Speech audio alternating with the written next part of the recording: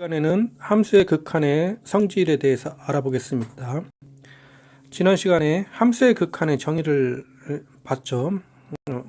G0에서 함수의 극한이라는 것은 G가 G0으로 접근할 때 FG가 W0으로 접근하면 W0이 G0에서 F의 극한이었습니다. 근데 문제는 이제 극한을 구하는 과정이 결코 쉽지 않죠. 그래서 극한을 잘 구하기 위해서 우리가 함수의 극한의 기본적인 성질을 탐구를 하겠습니다. 자, 가장 먼저 우리가 알 수 있는 것은 함수가 이렇게 주어져 있고 점이 그 정의역의 닫힘에 주어져 있을 때 G0에서 함수의 극한이 W0이다 가 되기 위한 필요충분 조건 중에 하나가 FG의 실수부가 G0에서 극한이 W0의 실수부가 됐고 G0에서 FG의 허수부가 W0의 헛수부가 된다는 사실입니다. 아주 당연한 사실이겠죠. G가 G0으로 갈 때 FG가 W0으로 접근하면 당연히 G가 G0으로 갈 때 FG의 실수부가 W0의 실수부로 접근하고 FG 헛수가 W0의 헛수부로 접근하는 것과 같은 말이다. 네, 굉장히 기본적인 사실입니다. 자, 증명은 한번 보겠습니다. 이 조건, G가 G0으로 접근할 때 FG의 실수부가 W0의 실수부로 가고 허수부가 FG 허수부가 W0의 허수부로 간다고 가정을 하자. 그러면 이제 우리가 G가 G0에서 F의 극한이 W0임을 보이려고 합니다. 이것을 보이기 위해서는 임의의 실수에 대해서 어떤 델타가 존재해서 G에서 G0까지 거리가 0보다 크고 델타보다 작으면 FG가 W0까지 거리가 엡실론보다 작다는 걸 보여야 됩니다. 그러기 위해서 임의의 임의의 양의 실수를 엡실론이라고 놓자. 그래서 이걸 보이기 위해서 우리가 이제 가정 G0에서 FG의 실수부가 W0의 실수부가 되니까 가정에 의해서 2분의 엡실론에 대해서 어떤 양의 실수 델타 1이 존재해서 G가 G0까지 거리가 0보다 크고 델타 1보다 작으면 FG의 실수부가 W0의 실수보다 작다는 그런 델타 1이 존재합니다.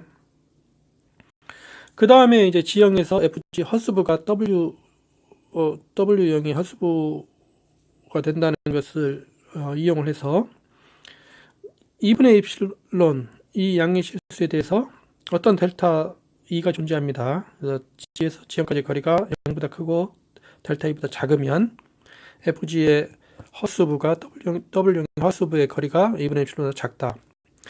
그래서 이게 이제 성립이 되니까 우리가 델타 1과 델타 2 중에서 작은 것을 델타라고 잡으면 그럼 만약에 G가 G0까지 거리가 0보다 크고 델타보다 작으면 그럼 이렇게 잡았기 때문에 이렇게 되면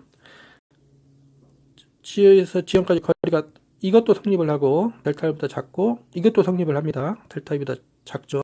이게 성립하면 이게 성립하고 이게 성립하니까 따라서 이게 성립하고 이게 성립하겠죠.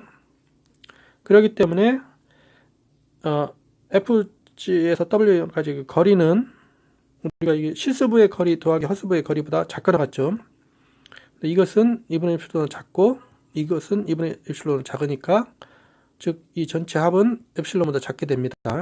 그래서 우리가 원하는 FG에서 W0까지 거리가 엡실론보다 작다는 것을 확인을 할 수가 있습니다. 그래서 이게 증명이 됐습니다.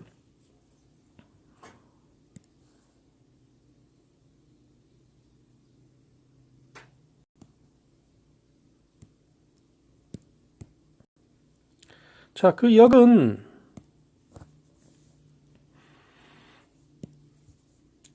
보이겠습니다. G0에서 F의 극한이 W0이라고 가정을 하자. 그러면 우리가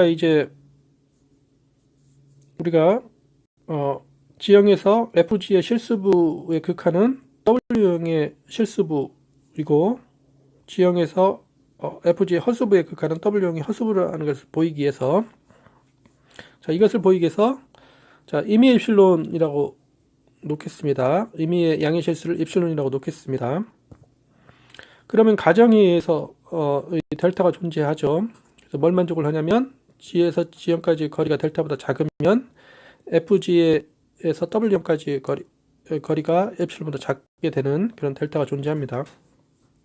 그럼 우리가 이 델타에 대해서 이 G형에서 지금까지 거리가 이게 작으면 FG의 실수부와 W형의 실수부의 거리는 FG와 W형까지 거리보다 작거나 같죠. 근데 이 값이 엡실론보다 작죠. 그래서 이 FG의 실수부가 W형의 실수부의 거리가 엡실론보다 작게 됩니다. 그래서 이제 FG의 실수부의 G형에서의 극한이 W형의 실수부임을 증명이 됩니다. 허수부도 마찬가지로 G에서 G형까지 거리가 델타보다 작으면 그러면 FG의 허수부는 W형의 허수부보다 거리는 FG에서 W형까지 거리보다 작거나 같죠. 근데 가정에 의해서 이 거리는 엡실론보다 작습니다. 따라서 이 FG의 허수부에서 W형의 허수부까지 이 거리는 엡실론보다 작게 됩니다. 따라서 G형에서 FG의 허수부의 극한은 W형의 허수부임을 증명을 하게 됩니다. 그래서 이게 증명이 되죠.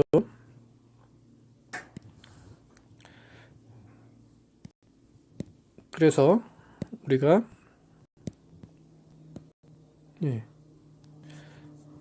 이 증명이 다 됐습니다. G형에서 FG의 극한이 W0인 것은 그 실수부의 극한이 W형의 실수부인 것과 그 다음에 허수부의 극한이 W형의 허수부인 것과 같은 말이다 하는 것을 확인을 할 수가 있습니다. 자, 다음 또 기본적인 성질은 자, 두 함수가 이렇게 주어져 있고 G형이 이 정의역에 닫힘에 있을 때 만약에 G형에서 F의 극한이 W1이고 G형에서 G의 극한이 W2이면 그러면 이 합한함수 이것의 G형에서 극한이 존재하고 그 극한은 W1 더하기 W2가 되죠. 두 함수의 곱 이것도 G형에서 극한이 존재하고 이거는 W1 곱하기 W2가 됩니다. 나누기 이것도 G형에서 극한이 존재하고 이것은 W2분의 W1이 되죠. 단 여기서는 W2는 0이 아니어야 됩니다. 그래서 이 극한이 존재함을 우리가 알 수가 있습니다. 이것도 이제 정의를 이용해서 이제 쉽게 보일 수가 있죠. 가번을 보면 자, 우리가 가정에 의해서 이제 G형에서 FG의 극한이 W1이고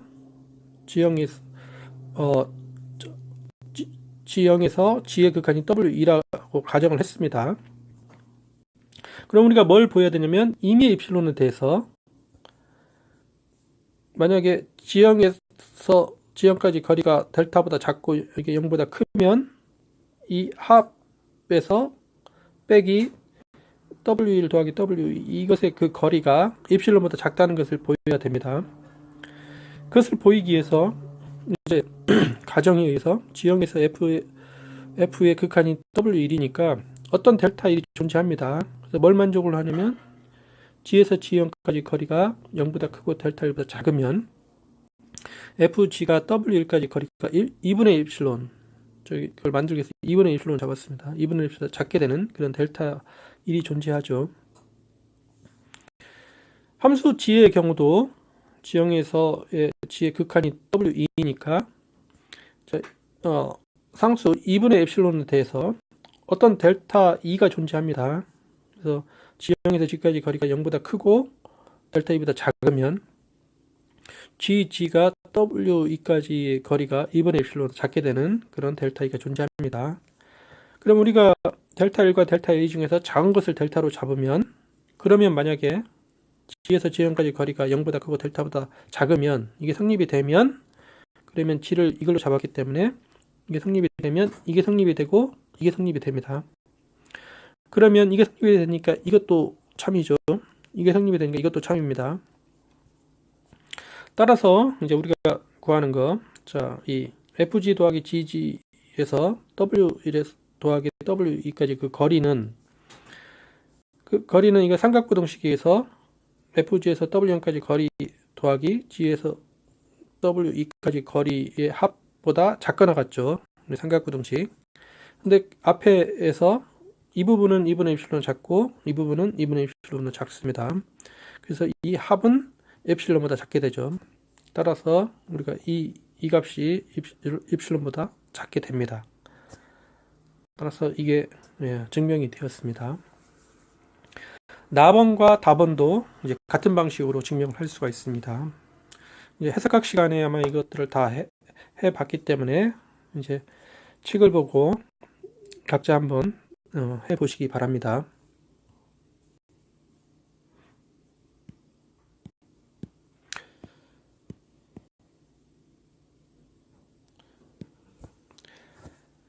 자, 그러면